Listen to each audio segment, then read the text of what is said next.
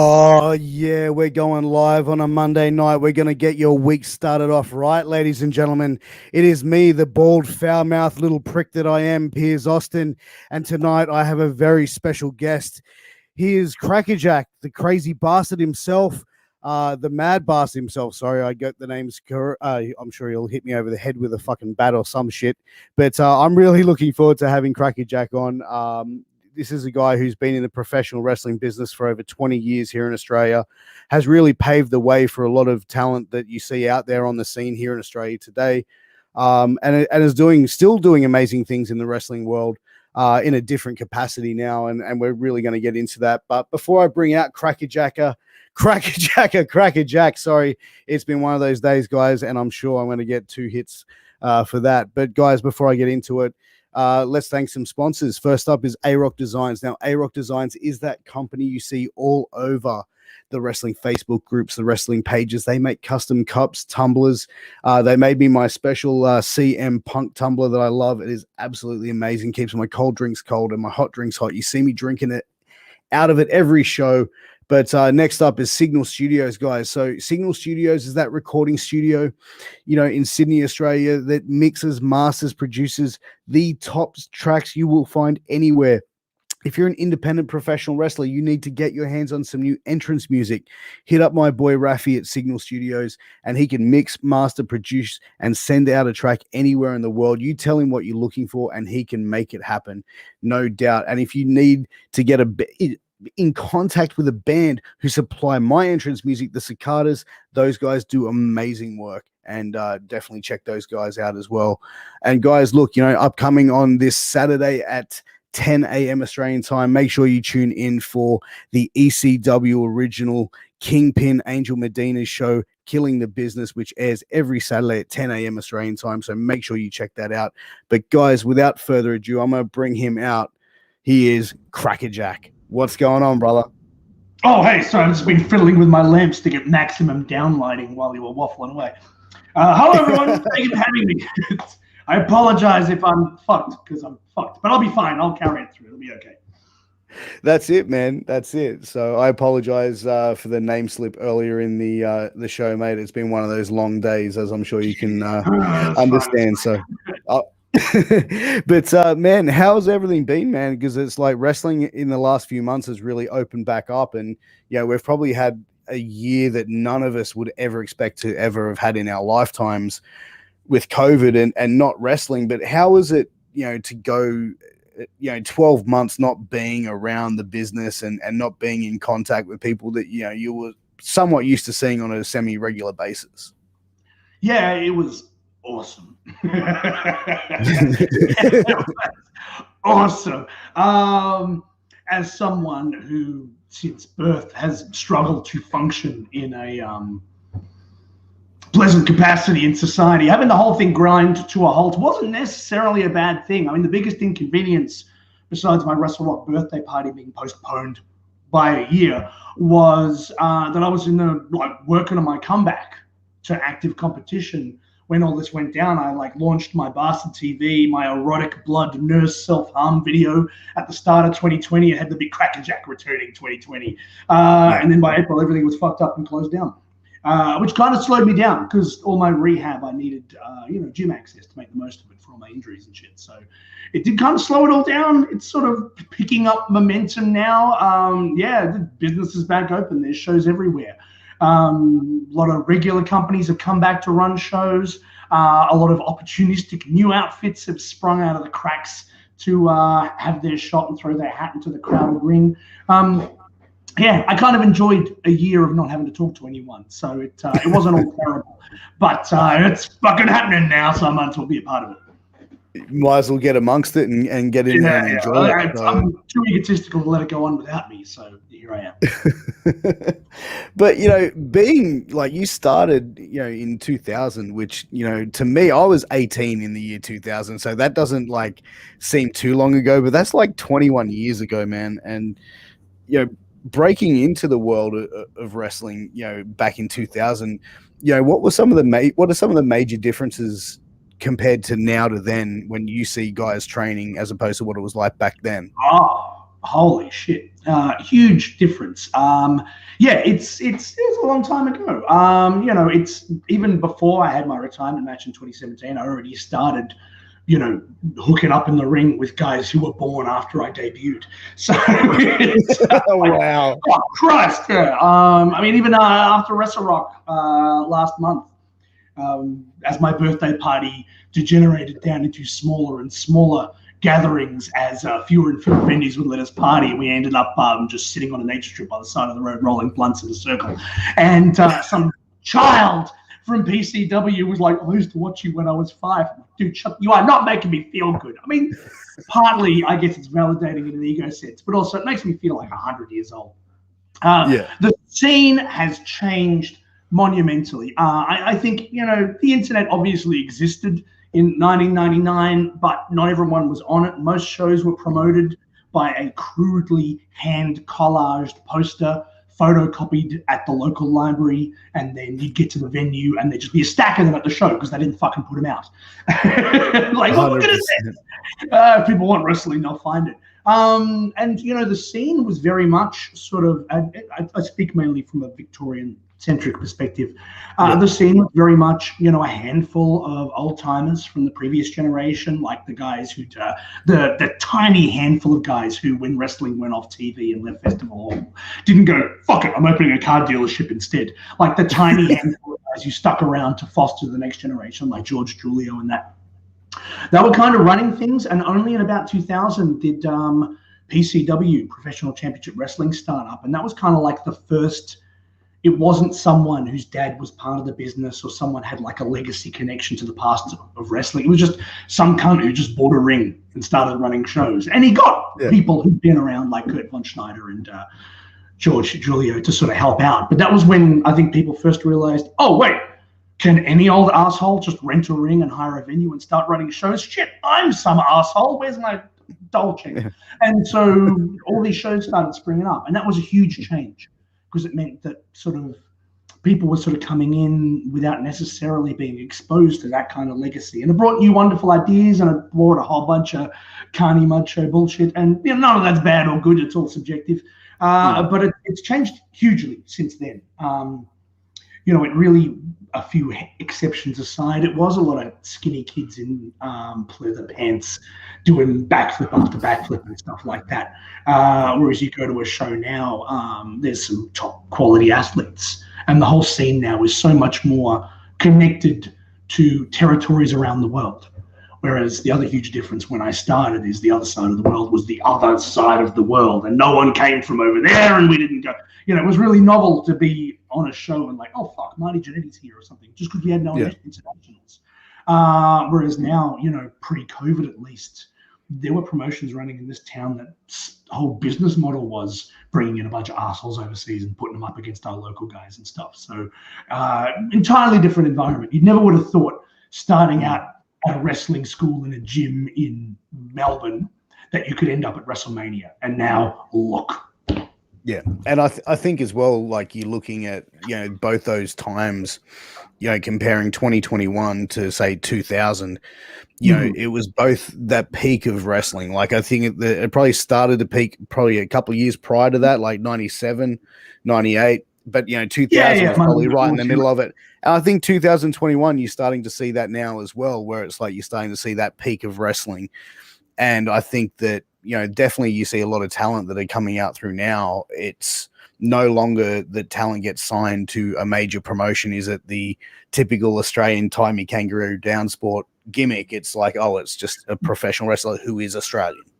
Yes, yeah, the WWE is not going to limit their terrible gimmicks to racist ones, and they've got plenty of ideas to repackage people. Let's look, I've thrown it wide open now. There's all sorts of ways we can be offensive. But no, it's true. You do actually have the chance to get signed and get to be just a wrestler and not necessarily Dingo Bob or whatever the fuck, or something like that. But, you know, like when you first like got into wrestling, did you have like a preset goal of what you wanted to achieve in it when you got started? Or was it just like, I just want to get into this and have fun? I definitely wanted to get in and have fun. I think maybe on some level, I was like, I'd really like to go overseas and see if I can make it and stuff like that. And, you know, the major prerequisite to making it overseas is investing heaps and heaps and heaps of money in yourself. Like the people who go out and end up getting signed up, they've like spent money on tryouts and gear and traveling to other countries on their own dime to get opportunities, all that sort of investment. And I've always been a guy who can't fucking stand doing regular work. And so I never dedicated myself enough to getting that lump of money so I could run away overseas and try to make my fortune. I just sort of grifted on the scene here. And so it's ended up with me being, you know, a medium to large size fish in a small pond, which has worked out okay for me. But I think maybe at one point I might have aspired to go overseas. And certainly my advice to anyone coming up now is go, you know, like learn the craft here. There's plenty of reputable schools and great guys you can wrestle, but go where the money is. Have a go. If it doesn't work out, come back. You'll be treated like a hero. It'll be fine. But that's the thing. It's like at least you tried if you do it. You know what I mean? Like if you know what I mean? Like if you say, I'm going to, you know, give this a whole effort, put the effort into it, you know? So it's not even at least, like, never mind, at least you tried, you end up better. Like even the people who try and fail get exposed to, you know, amazing talents they get to work with and learn from. And it's one way to kind of leapfrog the generational gap that kind of exists in Australian wrestling, where there aren't a lot of guys who wrestled in the 60s or 70s who are teaching us. And so our generation, so many people are kind of like self-taught, I think is a bit reductive, but, you know, they just kind of worked out how to wrestle, learned from a couple of people who were slightly more senior, and then you don't necessarily have those ties back into history. Whereas, you know, if you're working in the States, you can have guys who like will work in NWA back in the day and stuff like that. So you can expose yourself to amazing knowledge and stuff. And travel, it just broadens you. And the wonderful thing about it is we now have guys like Damian Slater who go overseas, learn amazing things, and then they come back and they're committed to bettering the scene across the board. And so they impart this knowledge onto the kids here. Yeah, and I think, like, you know, as you said, like, there not being that legacy of guys from that wrestled in the 60s and 70s and even into the 80s that aren't around to sort of like path their wisdom and what they went through in their time frame on the younger generation, where you're probably seeing it more now with the guys that were in the probably from your generation of sort of stepping into that now, you know? Yeah, I mean, it was probably about 10 years ago when I started looking around and going, fuck, I'm like one of the oldest guys back here. And shit, I was like 30. So what happened to everyone? I either grew up and got, you know, grew up and became real boys, or they stuck around like I did and stuff. And so, you know, we've had guys like Jag who are kind of the link to Coldavani and that sort of legacy thing, or, you know, Lobo, Mad Dog, me, who kind of trained under George Julia in Melbourne. But yeah, we've become the senior generation. God help. And, you know, you mentioned Mad Dog there, and, you know, with him and yourself, you know, you guys really sort of stepped it up in the genre of more violent style of wrestling, you know, adding in, you know, barbed wire and the extra elements to, you know, the deathmatch level, you know, or hardcore wrestling, extreme, you know, there's many different names for it, but what led you down the path to go into that sort of style of wrestling and dive into it? It was very cool. It was the style of the time, but it really was the style of the time. We're talking like 2000. Both WWF and WCW had appropriated a lot of the edgier shit that got ECW over and other things like that, you know, and signing their guys and turning them into world champions. Like, when I first discovered Cactus Jack in the early 90s or something, I never thought he'll be a world champion at WWF. I was watching him and Sabu trash at each other at ECW and stuff. And so I think that was kind of like one of my interests and things like that. I think my tastes are kind of extreme in some areas anyway. And I think that led me towards it. Like, I used to love incredibly violent horror movies and shit like that when I was a kid. Like, they're always like, oh, don't let the kids see violence. But anytime I'm watching a movie and something bled, like fucking Quint gets bitten in half from Jaws, I'm like, that's so fucking cool. And he opens his mouth and stuff. Colonel Rhodes being pulled apart in Day of the Dead screaming, choke on him as they're dragging his legs away. Like, I fucking loved that stuff. And then to be able to do it in real time and horrify people in the building by slicing Mad Dog open with a can opener or something like that. I thought it was fucking cool. I like shock in my art. Not all the time, doesn't have to be that. But I like it. And so that kind of drew me to it anyway. And then it fell out of favor. You know, the majority of the scene seems to follow the lead of the WWE, and they went for a like pushed out family thing. And that's like, I mean, I love family entertainment. Jim Henson's one of my heroes. That's fine. But I think now we're sort of seeing a lot of that come back. Deathmatch is sort of cool again, at least at an indie level. I don't know whether that makes me feel better or worse about it, because now every asshole's doing them less special. Everyone's like, geez, Crackers, you can't wait to get back in there and roll around on gusset plates. And I'm like, yeah, maybe not, bro. I mean, inevitably I will. Guido at Deathmatch Down Under was like, when are we going to dance, brother? And I'm like looking at all the shit he's planning on landing on that night. I'm like, oh, not in a hurry. But sooner or later, I won't be able to help myself and end up getting mauled in one of these situations. But, you know, even like that's the thing, like back in the early 2000s, we really saw a peak in deathmatch wrestling where it was, you know, the indie wars and stuff like of the early 2000s with the XPWs, the CZWs, you know, I mean, all these companies really making a huge scene as far as deathmatch, and the ultra violent style of matches were taken to another level. And I think they're starting to do that now. If you watch a lot of the indie stuff that's going on in the States, it's, like I said, going to that extra level where like deathmatch wrestling is now cool again. You know, it's kind of like 80s fashion, you know, so but with barbed wire. And I think, like, I don't know, it's easy for me to retrospectively go, I was aspiring to a higher art back in those days. Who knows what I thought I was doing? It was years ago. But I think what I do notice with some of these sort of startups is it's almost like the hardcore is the point. Whereas I think I quite liked, you know, what I liked about watching Anita and Terry Funk is it was a personal rivalry that could only be contained with ultra violence or that sort of thing. These guys had to maul each other. And there was kind of like even like that the promo or the end of the match with Terry Funk and Mick Foley in Japan, where they're both like covered in blood at the end and they're just like screaming for each other's name. You know what I mean? Like that closing scene. Dream, that one that's in front of like 100 people. Yeah. And it was, and they're like reaching for each other on their hands. And I was like, fuck, like, dude, hook, line, and sinker, bro. That's the sort of shit. That sort of stuff.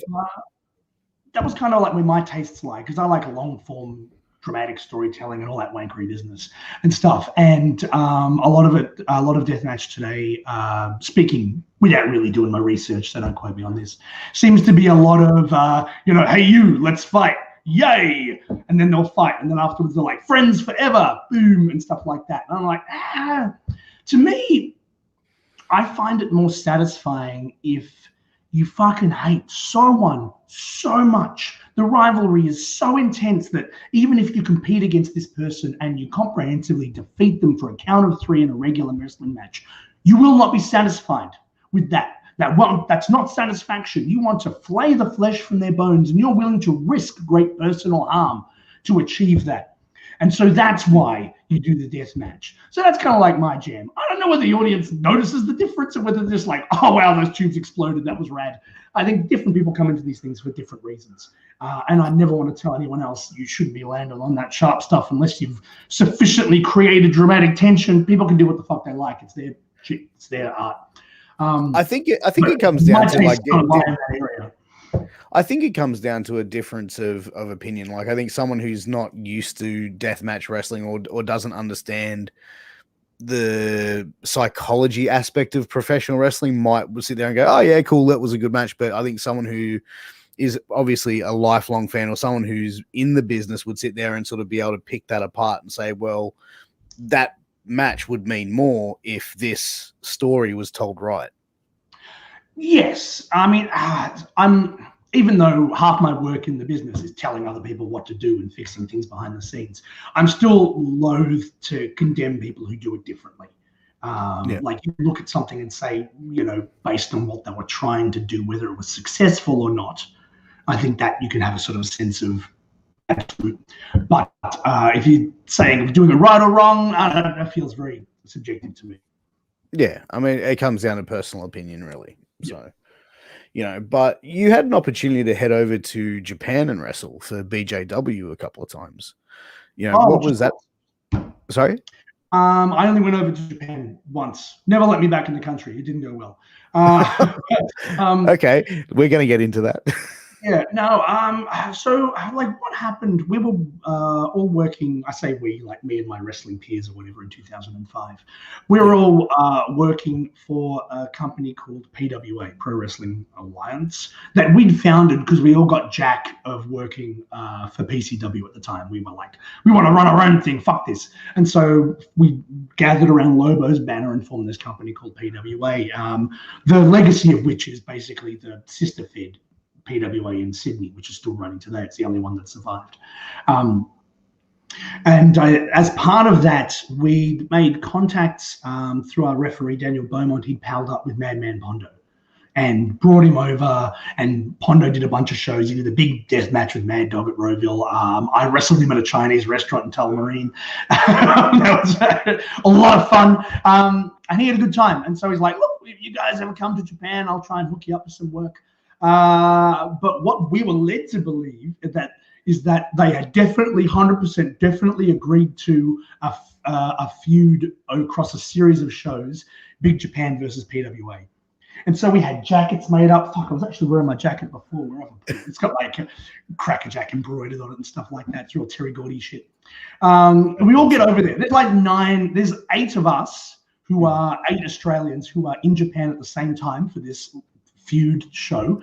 TNT was there as well, and Mark Mercedes from Sydney was there. So there were like 10 fucking Australians all looking for work. We get there, and Big Japan's like, no, we never agreed to this. What are you talking about? There's no tour. And suddenly it's just 10 Australians falling over each other looking for work.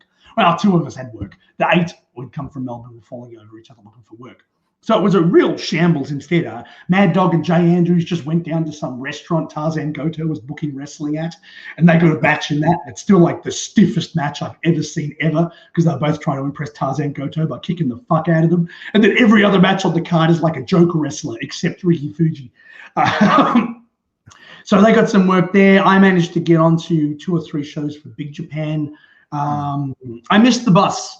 Never. Everything in Japan is on time actually means early, and for me, on time usually means late, because I don't respect other people's time. But I missed the bus. I missed the Big Japan bus and put a bunch of heat on Pondo and my peers, and had Wing Kanemaru glaring at me. It's not my fault. He was like asleep on the floor. I thought I had time to make a phone call. They were still like trying to pry him off the tatami. And then before I looked again, he was on the bus and the bus had left. And I'm like, oh, I'm fucked now. So yeah, if you're ever in Japan, don't miss the bus. I felt terrible about it for years till I read Jericho's book, and he totally missed the bus as well. And I'm like, all right, cool, it can happen to the best of us. Yeah, exactly. But how did the Japanese find your sense of humor though? Like, good and bad.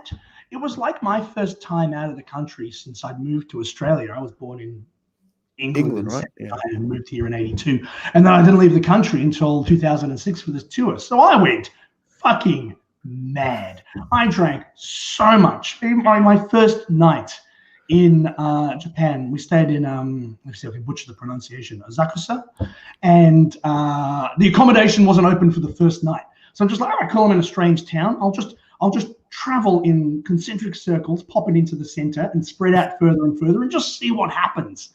I ended up butchering John Lennon at a karaoke bar. I woke up at 9 a.m. riding a bicycle across an intersection and rode straight into the side of a van. I did not bring a bicycle with me. I don't know where that came from. I just ran away.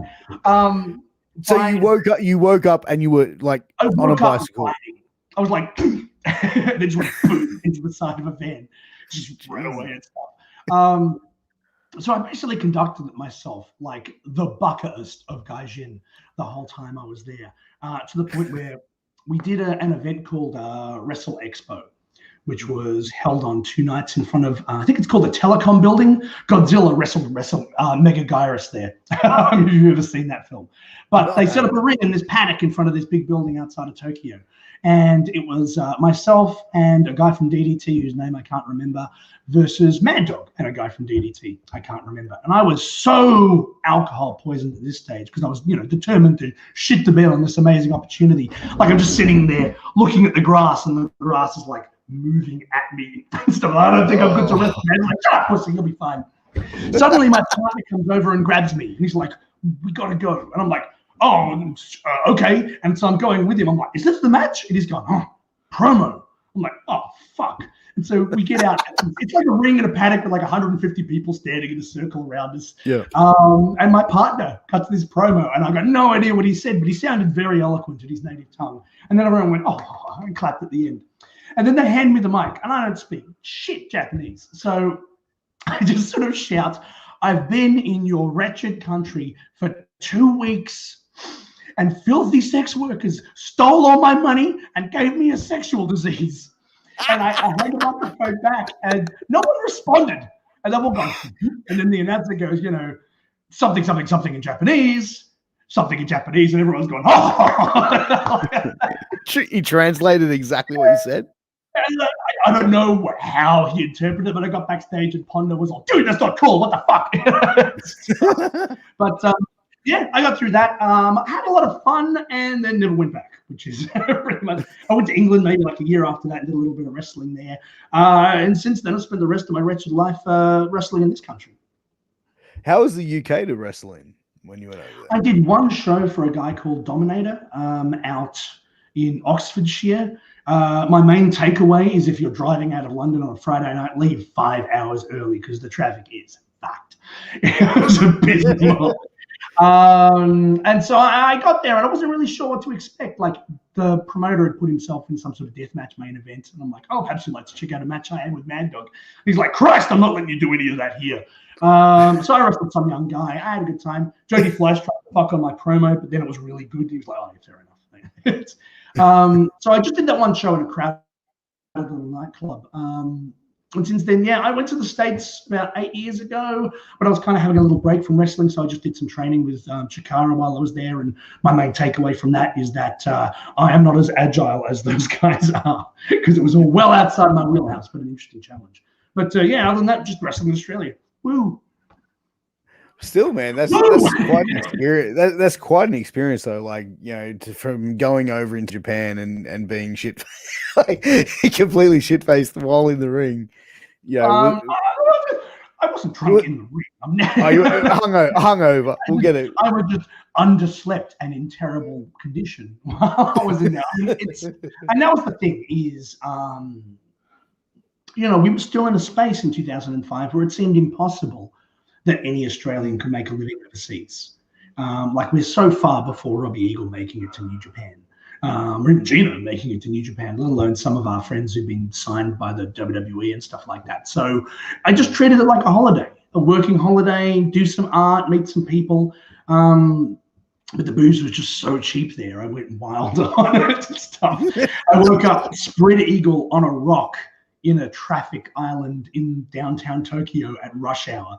And I just and it's this culture of everyone works so hard that if you have to sleep on the train platform afterwards, no one begrudges you anything because the society has just got this sort of work and achieve kind of thing. And I don't know, maybe they assumed I was also doing the same thing, that hard-working Australian, look at him, and I'd be like, spreading on a rock. Sprawl. Yeah. Oh yeah, but wow, he must have been working real hard at the office last night. I was not working real hard at the office that night. The office was that was the name of the bar down the road, wasn't it? Yes, yeah. I had a really good time. It's a lovely country though. We got to go out to the countryside for one of the Big Japan shows on like the train, and it was gorgeous out there. It looked like feudal Japan. It was really pretty out there. So I definitely like to go back to Japan, even if I didn't wrestle again. I think I'd want to go back there and experience it properly as a tourist. Oh, absolutely. Like Japan is one of those countries which is just, it's got so much beautiful countryside. And, I think as well, like the Japanese people are just so elegant in how they speak. Like, compared to us Australians, it's like, g'day. They're like, in terms of our coarseness, yes. I didn't stop them from saying Japanese only at various nightclubs I've tried to get into. But really? I don't begrudge them. I wouldn't want me in their venue either. I clearly had no money and was going to be nothing but trouble. I'd be like, yeah, fair enough, and stuff. But yeah, it was a good time. Yeah, and as far as wrestling here in Australia, you mentioned earlier that you were gearing up to have a comeback in the ring. Yes. Then COVID hit. Is that still going to be something that's on your list to do? Is making a return? Absolutely. I had my retirement match at the end of 2017. And even at the time, I'm like, if you thought this was great, my second retirement's going to be even better. So I was already looking at it as the wrestling retirement. I think I had to take a year off for a pretty major neck injury in 2015, which I wrote off as my Lost at Sea storyline, because I thought that was more interesting than a neck injury. And then I'd come back and wrestled really consistently for a couple of years. And I think for a couple of reasons I wanted to retire at the end of 2017. One, so I could just sort of come back and pick my spots and wrestle less frequently, but forever. And also I think in MCW, I'd finally found a place with a sense of continuity and draw and show quality where I had enough stroke to go out the way I wanted. And so it was kind of like a rare opportunity to tell that story. And so over 18 months, I told this story of, me corrupting Lockie Hendricks while he sort of saves me. And then I get destroyed by the monster I created. And then it plays out like a tragedy and gave him the rub he needed to be a successful heel moving forward. And then I thought, yeah, it was great. I loved it. I'll be back in a couple of years. And then I totally obliterated my knee on a film set in mid 2019. And had to have surgery on that. So that delayed my comeback. But also I found out in my retirement match, when Lucky was bludgeoning me with the DVD player, he gave me a brain injury that's fucked up with my balance as well. So I had to rehab all of that and stuff. So I've had hurdles along the way. And then COVID has delayed it. So I finally had my first match in 3.5 years at the Ballroom Brawl, where Lockie once again bashed my brains in and took my Legends contract from me. And so I've now had to go back to the MCW Academy and relearn how to wrestle from scratch, which is fortunate because I had honestly forgotten 80% of the fundamentals I learned 20 years ago. And so once I graduate from the Academy, I'll be good to start taking bookings around the country again. Yeah, and you mentioned the injuries, and over the years, obviously 17 years in the business, and a lot of the matches that you're having were very violent sort of style. But how does the body feel after being once you retired, 17 years in the business? How were you feeling at that stage? The body, well, to the touch, it felt fantastic, but from the inside, it was a disaster. I didn't wrestle compared to some of my peers. I wouldn't say I wrestled a particularly high risk style. I like nasty bumps, but I'm not great at heights, so it's not like I was doing shitloads of dives or any of that sort of thing. And I got mutilated a lot, but considering it worked out to be I guess including time off, was 17 or 18 years of a pretty intense schedule by Australian wrestling standards, at least. I think plus all the training and the working out and stuff like that kind of wears you down as well. And just being a living human in the world, there's a reason why we die at 70 or 80 anyway. You just grind yourself down. I feel okay now though, considering the various ailments I'm still hauling around with me. It's like a three-legged dog. You find a workaround. You adapt. And so I'm pretty adaptable. And the main thing I'm working on in my training now is, again, working around all my bullshit so I can still deliver in the ring for my opponents and for the fans. One of the things you mentioned earlier, and I did want to touch on as well, was the Lost at Sea story. And after having this conversation, 35 minutes in, I'm seeing you really enjoy the storytelling aspect of professional wrestling. Am I correct in saying that? Yeah, I do. I mean, I still love the physical part of it as well, which I think is why I didn't adapt so well to just helping other people wrestle. I think I missed partaking in the violence. which was part of what drove me to want to come back. I mean, I enjoy agenting and booking and creative and talking and all that sort of stuff, managing my brother. I love all that shit, but nothing quite replaces the violence of it. What was the second part of your question? Storytelling. The storytelling. As much as I like the physical side of stuff, I do dig the storytelling. I just think there's lots of interesting stories you can tell in wrestling. I think often people hew to what they aim for laughs, and I like comedy in wrestling, but I don't want everything to be funny. And I think we're kind of in a remarkable time now where indie wrestling audiences, a lot of them are actually willing to buy in, suspend disbelief, and believe. And I think that's kind of amazing. And I don't see that many people kind of taking advantage of that and trying to tell bigger, heavier stories. And look, there's a risk as well, because when that shit tanks, it tanks. And that is always the risk. And I think, over the years, I've not, like bell to bell, I say I've often played it safe.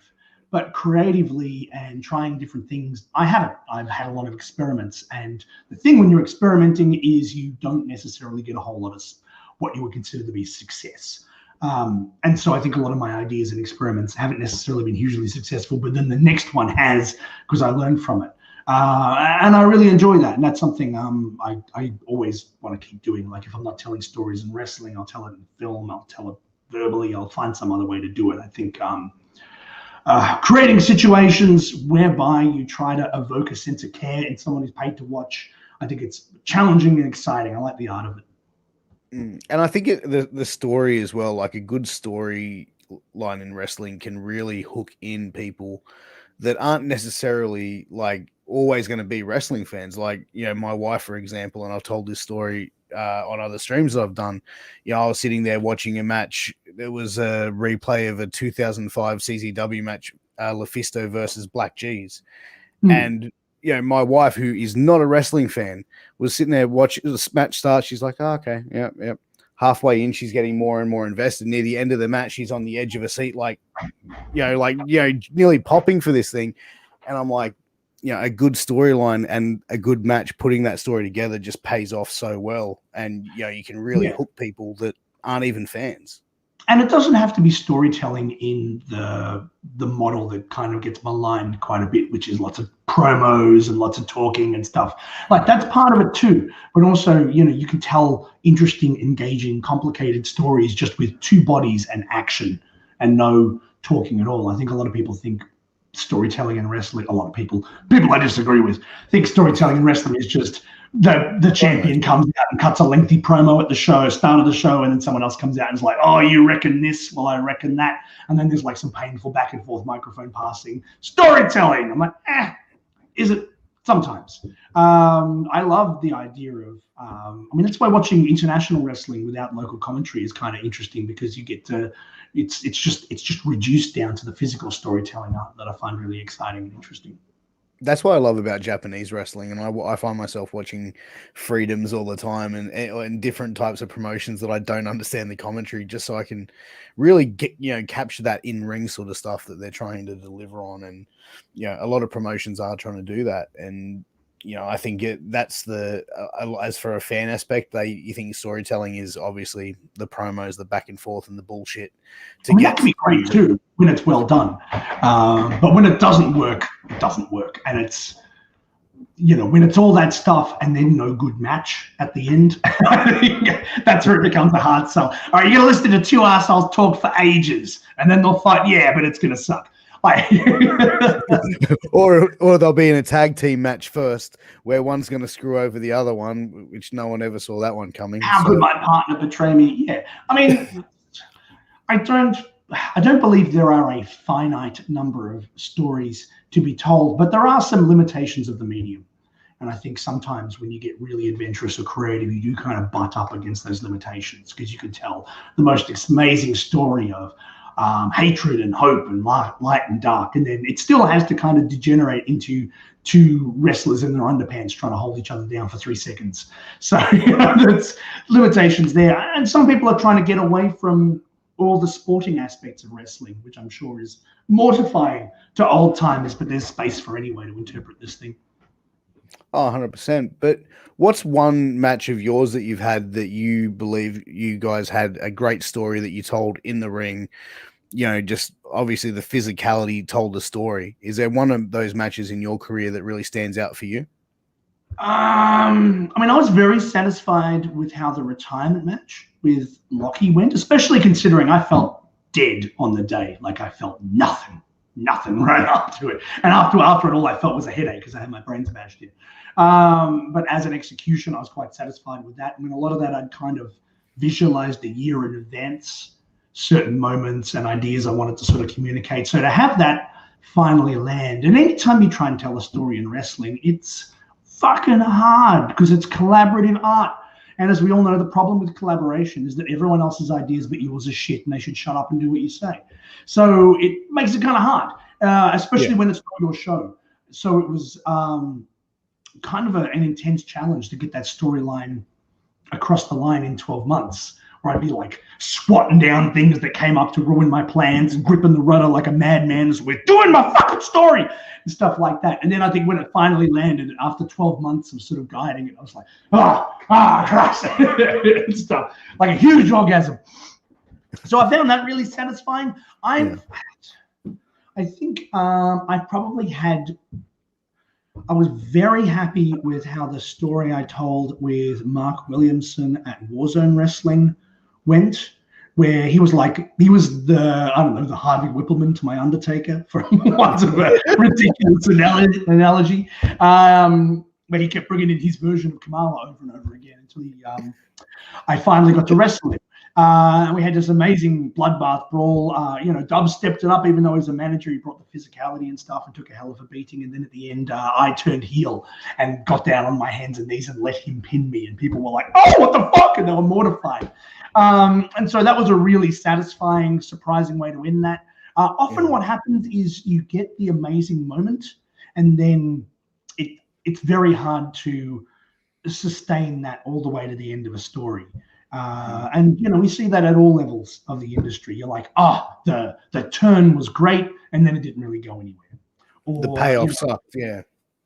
When they won the belt, that was awesome, and then it felt like there wasn't anything planned afterwards. I guarantee every time there was something planned afterwards. But what you plan and what comes to be can be two very different things. And it's why, having worked so extensively on, The Office and The Ring, I'm loath to ever criticize booking on its own, because you don't know what the original idea was before they got fucked by this person said no to the spot. This person wasn't available. This person pulled out on the day. The council made us move venues and then we couldn't use, fire. All the different things that so-and-so was sick on the day, like the number of things that can happen, even just the basic nature of interpretation can take it so far from your idea. Like you and I come up with an idea together, and even then the idea in our respective heads is still slightly different. And then we tell the talent, and then they make a picture in their head that's slightly different, and then they communicate that across the guardrail to the audience, and that is slightly different. Then it gets filmed and some other guy edits it and puts a different tone on it as well. So anytime anyone says, I think the booking is shit, I'm like, no, fucking think about the creative process. You can say, I don't think that worked for me, I didn't consider it personally successful, but you don't know. It's not necessarily the booking. It could just be logistics. It could just be a flight being cancelled that made that show's moment that should have been magnificent into something that was shit. And that's not to excuse shitty creative work and laziness and bad ideas and people being raging fuckheads and all the other things as well.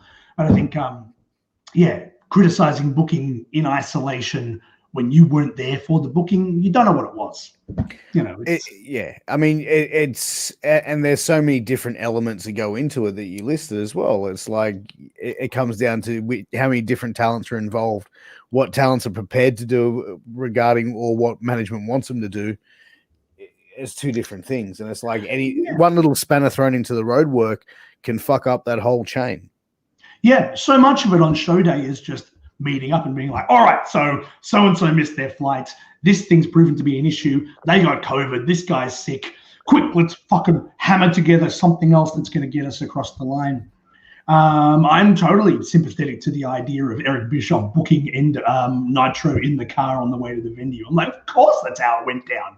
And they're live television as well. Like, it seems absolutely logical that would be how it plays out. It's a big, complicated, living thing right up until you perform it to the crowd. I mean, it's the same reason why I never believe anything I'm told in wrestling as far as what's going to happen until it's already happened and I'm home afterwards. Because so much can change. Yeah, and that's the thing. Like when I interviewed Vince Russo, I asked him how much was pre-written, back in the Attitude Era when he was writing. He goes, none of it, bro. He goes, it was like hours leading up to it was like getting done. He goes, because he goes, it's a contact sport. Shit happens. People go and work out before the show. They get injured. They lift something. A spasm happens in their back. Fuck. Okay, they're out of action for 2 weeks. You're constantly doing shit like up until the point it goes to the curtain.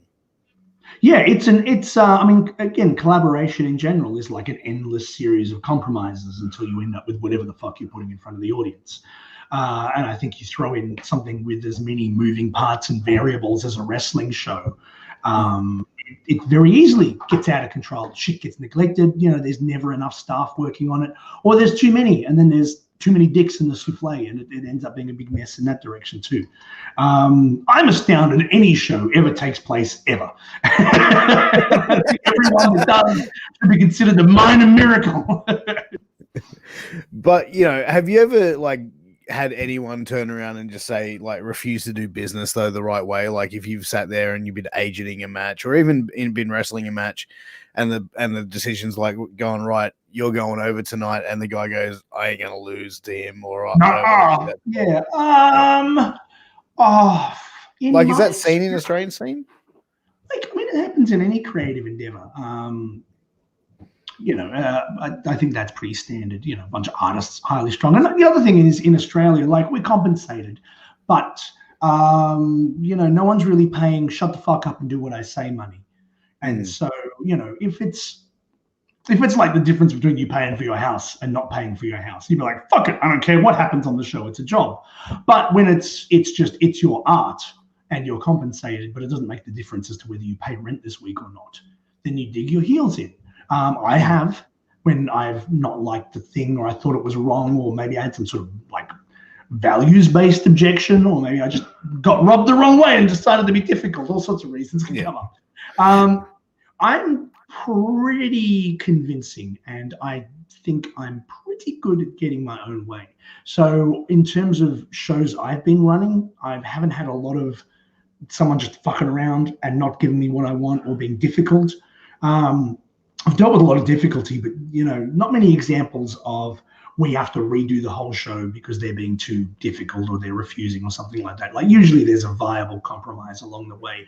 And I mean, sometimes, the thing with limitations is it can make for better art.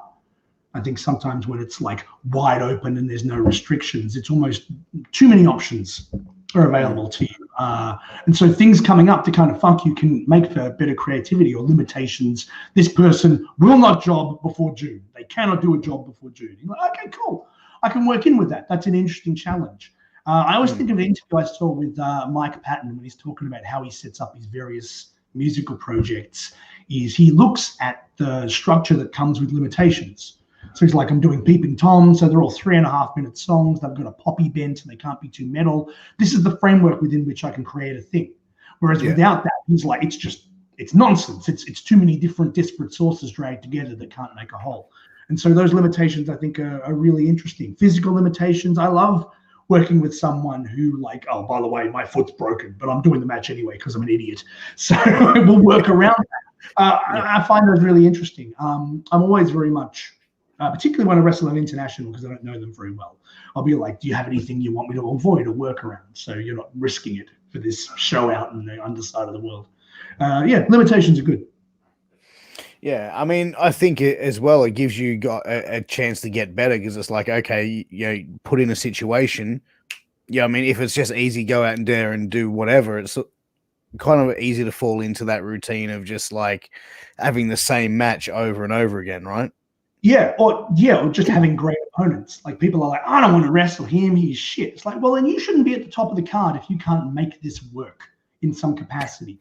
And I'm not saying everyone can Terry Funk a broomstick into Ric Flair, but and I've certainly had moments where I'm like, I can make anything work, and then I've gone out there and it has not worked. And I've been like, wow, that was humbling. That was that can't look like a broomstick out there, and I could not stop it from happening. I mean, that certainly happens. But also you get like people who are like, I'm having 5-star matches all the time, and they're like wrestling Robbie Eagles all the time. It's like, no wonder you're wrestling like one of the best wrestlers in the world. It's get out there with a bag of shit and tear the house down, and then you're amazing. Yeah, exactly. I think it's go out there and wrestle with everybody, and at the end of the day, that person who might not be as good as that top tier talent is going to learn something from that match. They're going to elevate their game because they're wrestling up against someone who is the main eventer or the champion of the promotion. This person's getting that exposure on that level of the card as well. So it can literally improve them in terms of their techniques and ability just through the experience, but also in the eyes of the audience, it legitimizes them in some capacity. People are like, wow, I didn't expect that guy to hang with Slex. That was really cool. Stuff like that. So that can be quite valuable as well. Yeah. There just aren't enough 5-star wrestlers that just have nothing but amazing matches back to back. And me, I hit a fatigue wall as well. After I watched like 6 5-star matches in a row, I'm like, give me a 2-minute squash. I want to break it up. Yeah, I mean, if every show people like different things. I mean, I've seen shows go out there and it was like match after match of the most amazing, high technical, fast, intense wrestling, and it just wasn't the crowd's jam. And then one match has gone on with like some guy and his pants keep falling down, and they're like, this is the height of art. And you're like, who knew? People like different things in wrestling. I think some shows can afford to be all the one thing. But even a show like Deathmatch Down Under, who it's in the goddamn name, they're still not just Deathmatch. Like there's 3 or 4 matches in there, and they're probably not getting a lot of people buying tickets who are like, I straight up hate Deathmatch. I'm just here for the undercard. But they still adopt the 3-ring circus mentality, where if you don't like the Tigers, you might like the Clowns. And that's my jam in wrestling. Like I love wrestling that looks super real and awesome and legit and stuff. I can't do it for shit. It's not where my skill set lies at all. But I really enjoy that sort of wrestling. But I wouldn't book 7 matches of it on the one card if I was running against the crowd. It's a wrestling buffet. You know what I mean? Like you've got your lucha over here, you've got your comedy wrestling here, you got your deathmatch wrestling here, you got your chain. You know what I mean? Like if a promotion can be one of those companies that give a little bit of different types of genres, and I'm not just saying all on the one card, because then you're going to have a card of like 15 to 16 different matches, but by bringing in different elements of different styles, that's what's going to broaden the horizons for wrestling fans, because you're going to hit one of those marks that people go, hey, I'm going to go to this promotion for the comedy, I'm going to go to this promotion for the chain wrestling. Holy shit, this deathmatch stuff, I've never seen a deathmatch before. What, you know what I mean? Like it sort of makes fans more broad into what their perspective would be. Yes, and I am empathetic towards fans who, when they come up to the type of match they don't like, have to sit there and be like, fuck, goddamn, I hate big men wrestling big men. Boo, hoss fight, or whatever. It's like, mate, it's 10 minutes. You'll be fine. Yeah. Right? If you don't like this, the next match will be no good. If I put 5 hoss fights in front of you and you don't like hoss fights, well, maybe I should have been more upfront about the type of show I was putting on, so you could have known. This is the worst cruiserweight show ever. Like, I don't know. Yeah, there's lots of different things. Yeah. And that's exactly the thing. And as you said, wrestling's a subjective, art form, and people are going to like different things in different parts. But, KrackerJak, look, it is getting to that time of the show where it is going to be 60 seconds with Piers. So we have given him a brief understanding of what this game is going to be. I'm going to fire random questions at KrackerJak, and he's got a minute to answer them. KrackerJak, are you ready? What, I've got a minute to answer each question? No, I'm going to fire questions. For 1 minute, I'm going to fire questions at you, and you've got to answer them like straight away. Oh, I'm going to watch this with one long waffly answer to the second question and suck my tongue. All right. Are you ready? I'm going to be brief. All right. 1, 2, 3. Worst job you ever had? I worked on the inbound switchboard for the 7 television network. What is your go-to drink on a night out? Long Island iced tea. Home barbecues or nightclubs? House party every time. Which Chris is hotter, Hemsworth, Evans, or Pratt? Evans. What TV series do you watch over and over? Peep Show. What is your most embarrassing story from school? It was all a nightmare of social awkwardness, the scars of which are more vivid than any on my body. If you could ask Vince McMahon one question, what would it be? Can I have a job, please?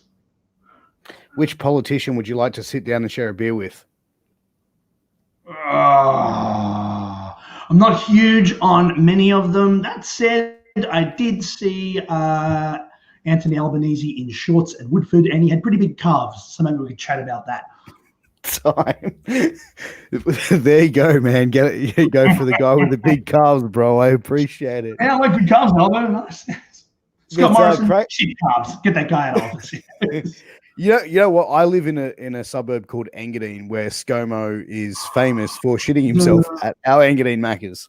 So, wow. Yeah, it's the little victories in life, bro. You know?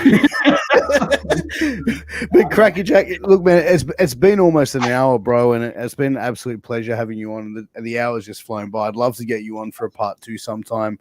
But man, where can everyone find you, mate, on social media? Social media, I mean.